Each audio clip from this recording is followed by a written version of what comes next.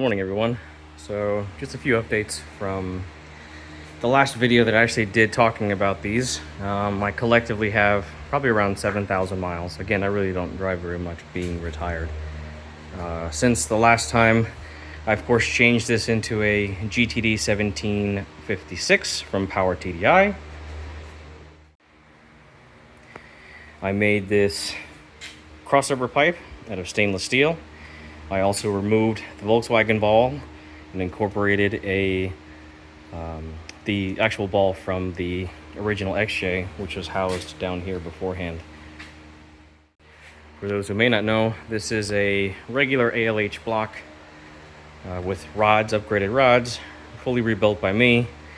It is of course made it to a AX15 with a Hurst shifter, a Dana 300, running 33s, 410 gears, and it gets about 32 miles to the gallon.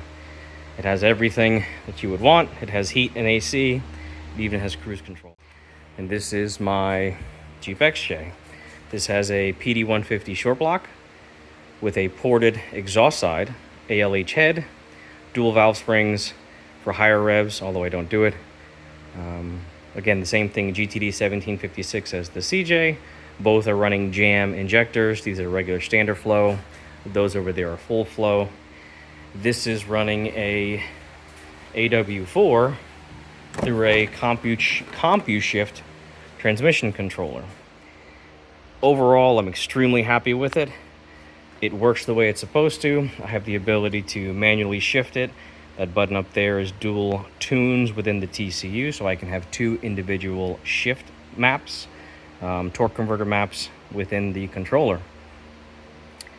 I think people have seen the dash. Again, everything works fine. The only issue I'm running into is when I come to a stop, when I'm in gear, is that the idle will drop down to about 820, 830 RPM, which in and of itself is not a big deal. It doesn't stall or anything like that, but I guess my expectation is that the idle should recover a little bit faster than what it does. Of course, this is due to being connected via the torque converter and torque multiplication.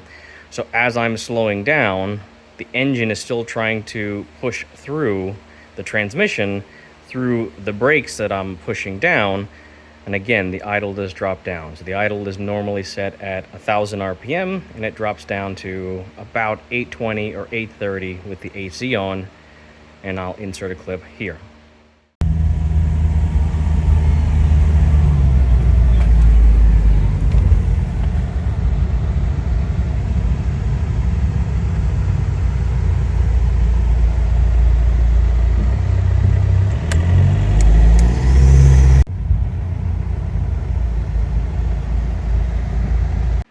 And so while it drives very well, in my opinion, it's very convenient just to jump in, throw it into drive, and go.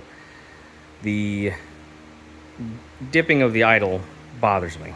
Again, it's nothing catastrophic. It doesn't shut the engine down. It's just something that bothers me. This, on the other hand, with the manual, is super convenient. You jump in, you drive it. It's super fun to drive. It's very responsive because it's a mechanical connection from the engine to the transmission, as opposed to this thing that's going through the fluid in the torque converter until the torque converter locks up. That all being said, this is also an AX15. This is an external slave cylinder that my father gave me. It came from a 94 Jeep Cherokee 2-door that he owned. This is a 94 Cherokee 4-door, of course. So my plan is now I have the rebuild kit coming in. I have a new slave and master cylinder.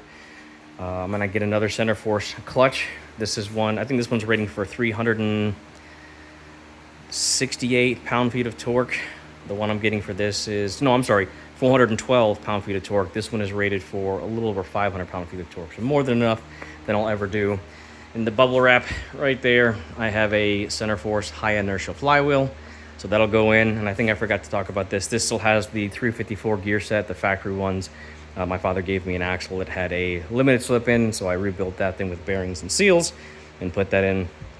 We'll see how this goes with the 31.8s as opposed to the 33s, and then plan accordingly for a gear swap as well. So yeah, I mean, I guess we'll see about drive shafts and everything else, because these are, of course, two This is an Adams drive shaft. This is a Tom Woods drive shaft. So now, due to the length of this thing in comparison to that thing, we'll kind of see what we have to do. Additionally, there will be some more wiring that I'll be removing from here. And while this is, in my opinion, cleaner than the CJ, I'm probably going to do this is using an ALH harness that I stripped down. My plan is to probably strip the ALH harness down and do it all from scratch. So yeah, other than that, they're both a joy to drive. I think it's difficult for me to say which one is my favorite. Again, they both work really, really, really well. So yeah, that's just an update. Hope everyone's doing well. Best of luck in your swaps.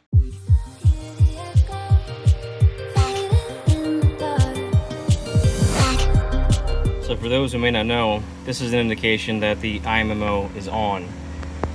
And of course it's plugged in to the CJ.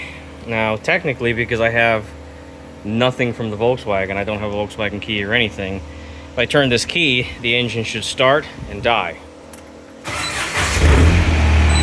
But it doesn't.